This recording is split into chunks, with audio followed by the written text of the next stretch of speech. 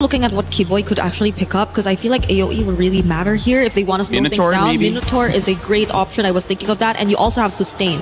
So if Aurora actually go in for the dives, then they might have ways to last a bit more longer in the team fights.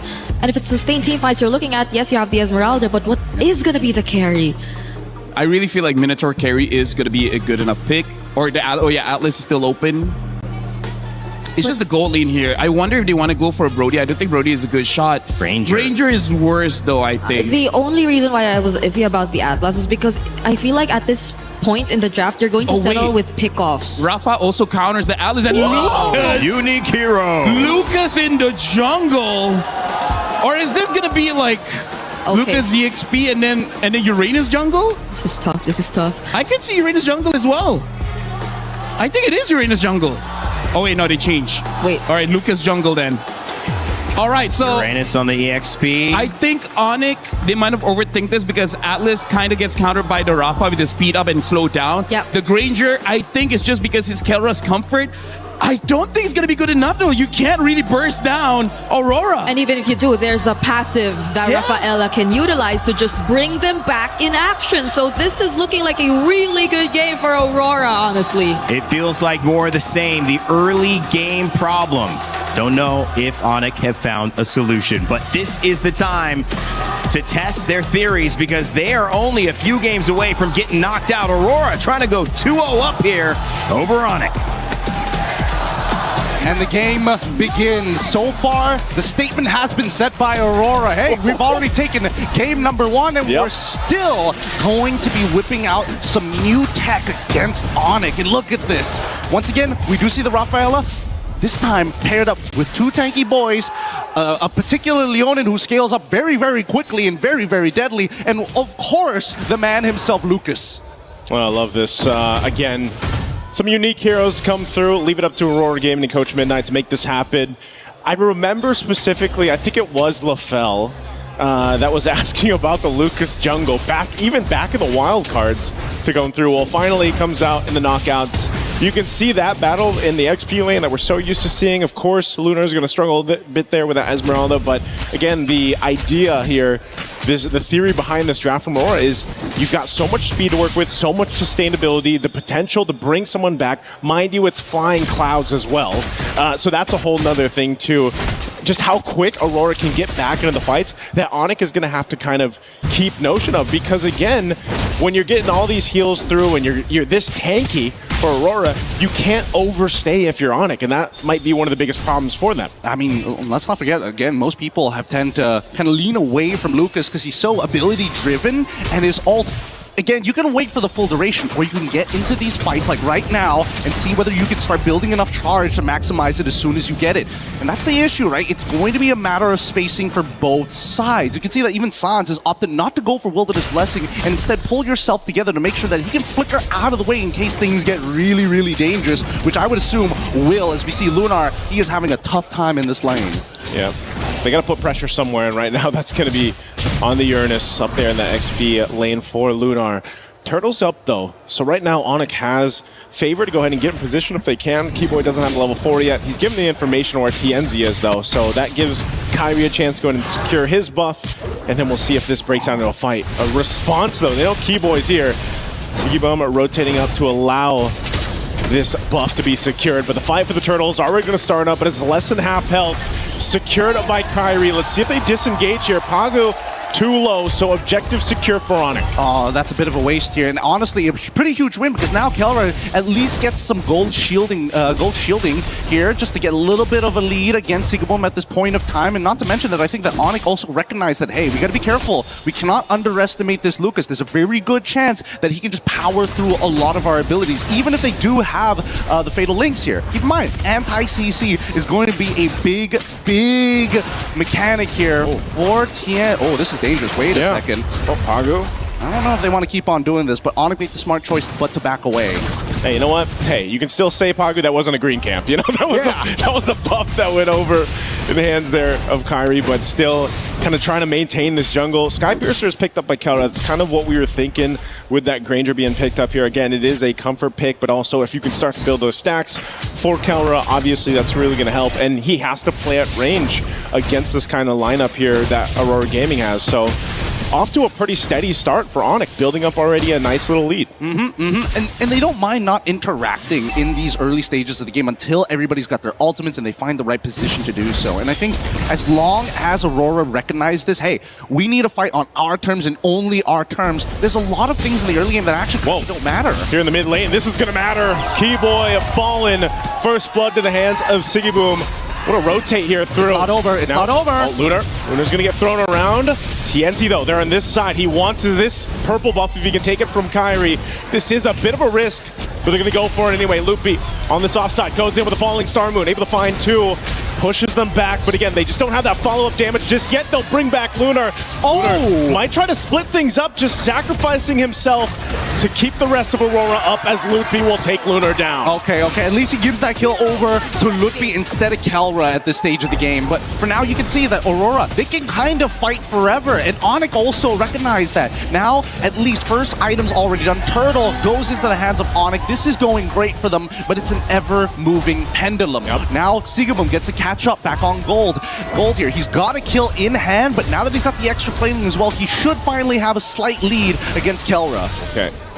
Didn't have to pop the Purify, just dropped down the Zaman Force, but yeah, as you mentioned, he got a lot of the extra gold off that turret. That's kind of what Sigiboom needed, but again, he did get that first kill too.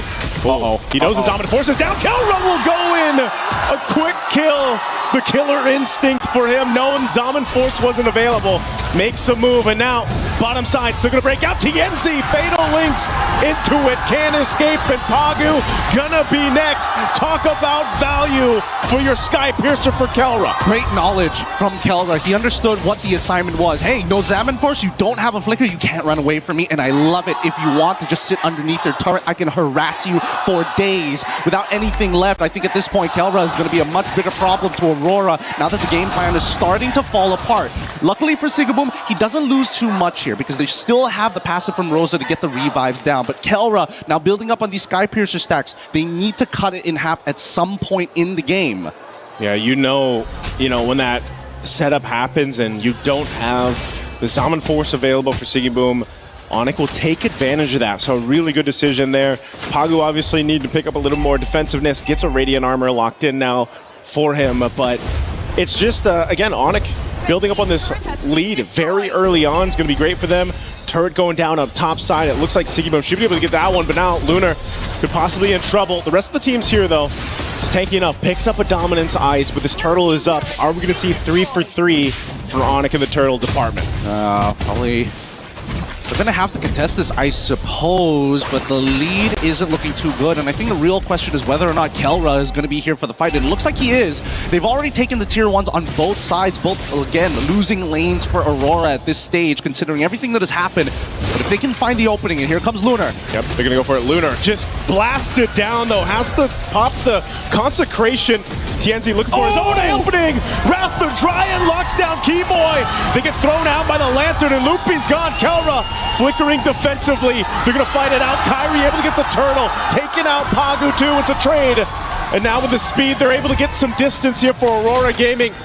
They're going to go ahead and respawn, revitalize Pagu back up. They lost the objective fight, but it looks like Aurora still willing to take these fights. That was beautiful stuff. Like, Lunar got a lot out of ONIC. Sans even using his ult as well, making sure that they got basically everything down. Kelra trying his best, but Pagu switches the role with Lunar to get right in front of Kelra's face to make sure that nobody else needs to die here. If one person dies, that's totally fine. 2 people, too much.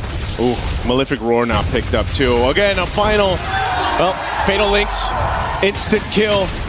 Eventually, you're not going to be able to just keep respawning Pagu now. Whoa. Again, Sans up here in the front of it all. Rosa trying to get away too. This is a messy fight in between 2 turrets as they back off. Meanwhile, up top, Sigiboom, he's been dealing with a lot of pressure on this Harith. I mean, ONIC now is not letting up in the jungle. Yeah, it's really tough for TNZ at this stage. Unfortunately for TNZ, in this matchup against Kyrie, on Hirara, I don't think it's very easy because unfortunately for TNZ, a lot of Lucas's moveset, it's one-dimensional. You don't have a way to kind of delay the timings of it. You don't have a way to kind of come from different angles. It's very straightforward. I run you down. I'm pushing you back either into my team or away from my team. But Hirara is so different, especially with the iframes as well. Oh, this could be a punish. Pagu could be in trouble again. Doesn't have a flicker available. The rest of the team has to help support him up. They're going to throw themselves into the fight. Lunar trying to get away. And now Pagu on the disengage too. Loopy up on the front side. They call it off though. They don't want to overcommit to this. They see the purple buff is up. They're going to put some pressure here. Kyrie goes in and TNZ doesn't have the purple. Yep, but that means that Kyrie doesn't have retribution. So far, this could be a forced fight here. They know that Keyboy doesn't have the Fatal Link, so they have a very short window to try and punish. But so far, Lunar has not been able to open up the map convincingly because of the fact that he's been Oh no. Flicker forward, Wrath the Dryad, Lunar taking some shots, the Rapsy shots. Kelra gets a kill, Sky Piercer proc, TNZ gonna follow by Kyrie's hand, and looking up to load up Rosa. A double for Kelra. They ignore the Lord, they go for Pagu. Pagu, where's the tree to run here, man? Being chased down by Sans and Kelra. Couple shots of the Rhapsody, and boom, another.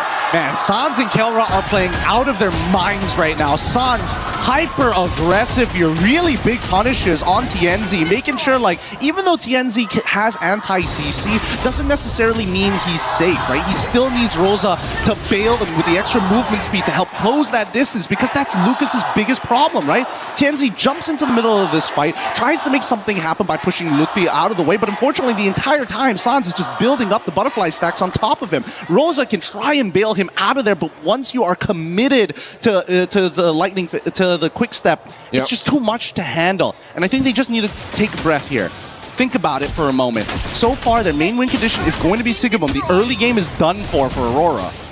Yeah, this is tough too, because meanwhile, when all that happened, there was a great kind of split push happening with ONIC. You know, Loopy taking out that top turret, that defense shield. You can see it here in the mid too, being down max stacks here for Kelra. Just so much value on this Granger. It's comfort for a reason, and now they're knocking on the base turrets of Aurora Gaming as the mid turret falls. Lord makes its way down bot. Lunar, half health already, even on this Uranus. He's gonna pop the Consecrate. All turrets are gonna be stripped out of the base of Aurora Gaming. But now with ONIC, a 10,000 gold lead. They dealt with this in game one, and now it's their turn. Keyboy looking for an opening here. Lord's gonna be worked on. Keyboy jumps on in. Final. Oh, Fatal Links comes through on 3. Still on the defense too. They got to hold it together. Kelra firing off the backside. He's got the space to work with. Siggy Boom. All the shields in the world. They got to go heal back up, but the crystals are already going to be locked on. TNZ up on the front side. Kelra gets another. Make it a triple. Can he get the Maniac? They line it up. What a way to take game 2 for ONIC. A convincing win for ONIC. Sans, man! Gilak Sans is back! And not to mention, every side laner was winning. Kelra was winning. Ludwig won right at level 1. And I think a lot of this just boils down to, man, our laning phase kind of sucked, and what we need to fix here in the draft is to make sure one of these lanes need to win. And if it's going to be Sigaboom's lane, they better make sure that he has Flicker rather than the Purify. And that's something that you can't really control, especially since half of those spells are dedicated to this Atlas. Yeah. And, you know,